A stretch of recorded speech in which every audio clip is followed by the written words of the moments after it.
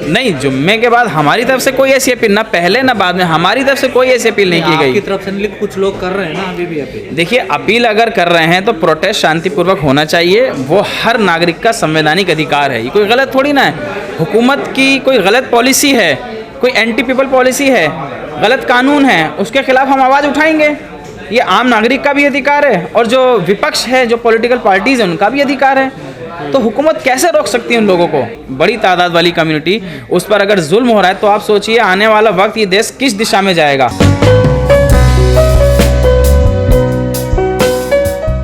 पहली चीज़ तो ये है कि ये तो कोर्ट तय करेगा कि कौन अपराधी है और फिर उसकी सज़ा का ऐलान भी कोर्ट ही करेगा।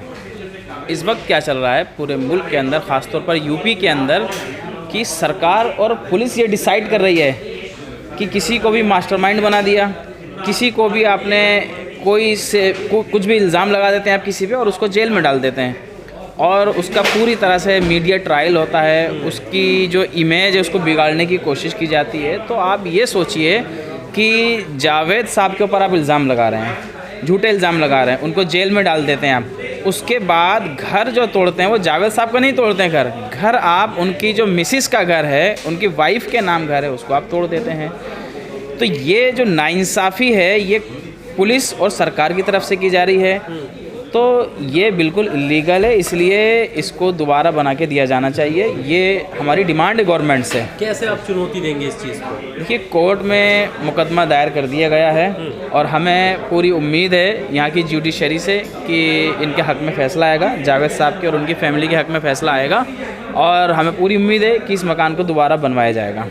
जिस तरह के आरोप लग रहे हैं और व्हाट्सएप की बात कही जा रही है, उनके घर से पुलिस ने खुद प्रेस कॉन्फ्रेंस में कहा कि कई ऐसी आपत्तिजनक चीज़ें हथियार के रूप में मिली, तो इसके बारे में आपका क्या कहना है? देखिए, उसको प्रूफ भी तो करना पड़ेगा ना। आप तो जानते हैं कि किस तरह से पुलिस की जो कार्रवाइयाँ अभी पिछले कुछ 3-4 सालों के अंदर रही हैं, वो अभी मतलब किस तरह से फाल्स साबित हुई हैं। जिन लोगों को CA-NRC के मूवमेंट की वजह से उठाकर जेलों में डाला गया, आज तक उन लोगों में से किसी पर भी कोई इल्ज़ाम साबित नहीं हुआ है। आप चाहे उमर खालिद की बात कर लें, आप शर्जील इमाम की बात कर लें, आप गुलफिशा फ़ातिमा की बात कर लें, कितने सारे लोग, खालिद सैफ़ी हैं, कितने लोगों को जेल में डाला हुआ है। तो हुकूमत की जो इंटेंशन इसके पीछे वो यही है कि हमारे ख़िलाफ़ जो उठने वाली आवाज़ें हैं किसी तरह उनको दबा दिया जाए। तो जावेद साहब के साथ इस वक्त ये जो किया है हुकूमत ने, जो उनके ख़िलाफ़ जो कार्रवाई की है, उसका रीज़न यही है कि ये हुकूमत के ख़िलाफ़ एक मजबूत आवाज़ थी और वेलफेयर पार्टी ऑफ इंडिया के वो नेशनल वर्किंग कमेटी के मेंबर हैं और वेलफेयर पार्टी ने यूपी इलेक्शन में पार्टिसिपेट किया था इनके ख़िलाफ़। तो इसकी वजह से हुकूमत जो है ये बदले की नीयत से कार्रवाई कर रही है। सर, जो जुम्मे के बाद जो पत्थरबाजी हो रही है उसको रोकने के लिए आप लोग क्या कर रहे हैं? देखिए, हमने तो कभी वायलेंस का सपोर्ट नहीं किया ना, लेकिन अगर आप प्रूफ कर पाते हैं, अगर पुलिस प्रूफ कर पाती है इसको कि हाँ ये जावेद साहब का ये वीडियो सामने आया है, कोई उन्होंने ऐसी अपील की हो जिससे ये पता लगता हो कि हाँ ये जावेद साहब इन्वॉल्व हैं इसमें, जावेद साहब उससे पहले अपील कर रहे हैं लोगों से कि आप नमाज़ पढ़ें और अपने घर जाएं, किसी भी तरह के प्रोटेस्ट का हिस्सा ना बने। वो तो शांति की अपील कर रहे हैं। फिर जो भी पब्लिक गैदर हुई है वहाँ, वो उसमें शामिल ही नहीं थे, वो अपने घर पे थे। कुछ लोगों ने फिर अपील कर दी है जुम्मे के बाद कि हम लोग कुछ करेंगे। नहीं, जुम्मे के बाद हमारी तरफ से कोई ऐसी अपील, ना पहले ना बाद में, हमारी तरफ से कोई ऐसी अपील नहीं की गई। आपकी तरफ से नहीं, कुछ लोग कर रहे हैं ना अभी भी अपील। देखिए, अपील अगर कर रहे हैं तो प्रोटेस्ट शांतिपूर्वक होना चाहिए, वो हर नागरिक का संवैधानिक अधिकार है। ये कोई गलत थोड़ी ना है। हुकूमत की कोई गलत पॉलिसी है, कोई एंटी पीपल पॉलिसी है, गलत कानून है, उसके खिलाफ हम आवाज़ उठाएंगे। ये आम नागरिक का भी अधिकार है और जो विपक्ष है, जो पॉलिटिकल पार्टीज़ हैं, उनका भी अधिकार है। तो हुकूमत कैसे रोक सकती है उन लोगों को? ये तो अभी कुछ टाइम पहले सुप्रीम कोर्ट ने खुद कहा था। षड्यंत्र ये जो बच्चों को आगे किया जा रहा है पत्थरबाजी, देखिए, इसके पूरे चांस हैं कि जब कोई प्रोटेस्ट होता है तो सरकार और पुलिस ही अपने लोगों को उसमें भेजती है कि ताकि जो है कुछ लोगों को उठाया जाए, उनके खिलाफ़ कार्रवाई की जाए। तो जावेद साहब को पहले से टारगेट पर रखा हुआ था, ऐसा नज़र आ रहा है इनकी कार्रवाई से, और अभी तक कोई उन्होंने चीज़ साबित नहीं की है, कोई इल्ज़ाम साबित नहीं किया है और उम्मीद है इंशाल्लाह आगे कोई साबित भी नहीं होगा इल्ज़ाम।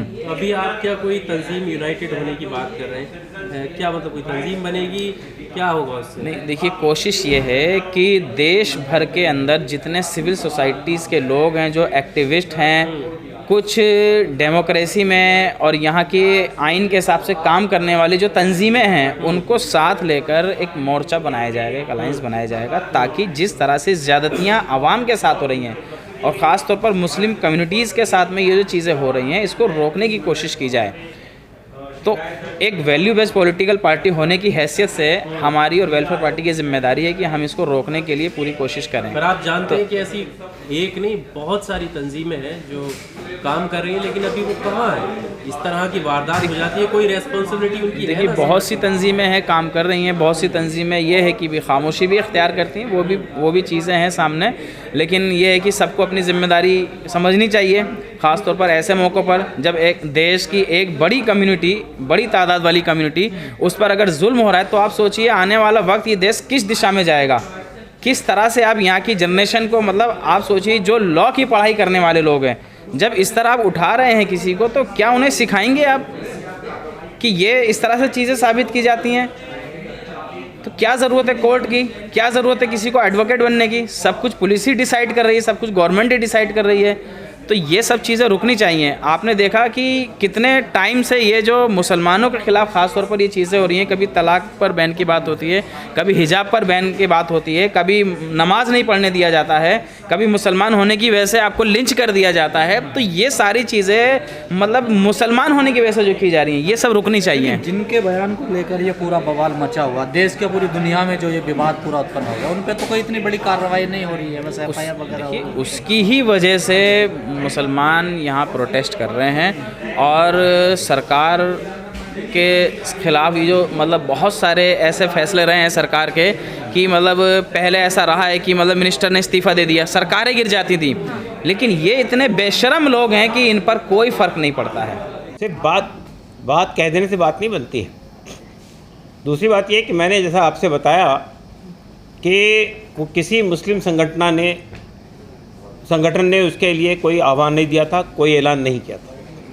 अलबत्ता मैं एक बात ये कहना चाहता हूँ आपसे कि ये जो आजकल पत्थर चलने वाली बात है, मुझे ऐसा अंदेशा है, अप्रीहेंशन है कि कहीं ऐसा नहीं कुछ ऐसे शरारती तत्व शामिल करा दिए जाते हैं इस तरह के जुलूसों में, जो इस तरह की कार्रवाई करते हैं और फिर उसको जवाब बनाकर उसको जस्टिफाई करने के लिए उनके ख़िलाफ़ कार्रवाई होती है। तो ये आप जानते हैं कि प्रदर्शन पहले भी होते थे, बड़े बड़े प्रदर्शन हुए, लेकिन पत्थरबाजी वाला जो आरोप आजकल चल रहा है, पत्थरबाजी वाला कल्चर, वो इससे पहले कभी नहीं था। ये जो इससे पहले जहांगीरपुरी में हुआ, शोभा यात्राएं निकाली गई, आपत्तिजनक नारे लगाए गए, झंडे लगाए गए मस्जिद पे जाकर, और लोगों ने पथराव किया और जवाब में तलवारें लहराई गई और जवाब में 2-4 पत्थर आ गए, तो आज वो सब लोग, जहांगीरपुरी के कई लोग जो है जेल के अंदर बंद है, और जिन लोगों ने बग़ैर किसी इजाज़त के, बग़ैर किसी परमिशन के जुलूस निकाला था, उनके ख़िलाफ़ कोई कार्रवाई नहीं हुई। आप जाइए तो इंदौर में, आपके खरगोन में और सेंधवा में, वहाँ भी ऐसा ही हुआ। तो ये मैं कहना चाहता हूँ कि मुझे ऐसा इस बात का अप्रीहेंशन है कि ये कोई कंस्पिरेसी है जिसमें ऐसे लोगों को शामिल करा दिया जाता है पत्थर मारने के लिए। अदरवाइज़ पत्थर मारने का कोई कल्चर इससे पहले कभी नहीं था।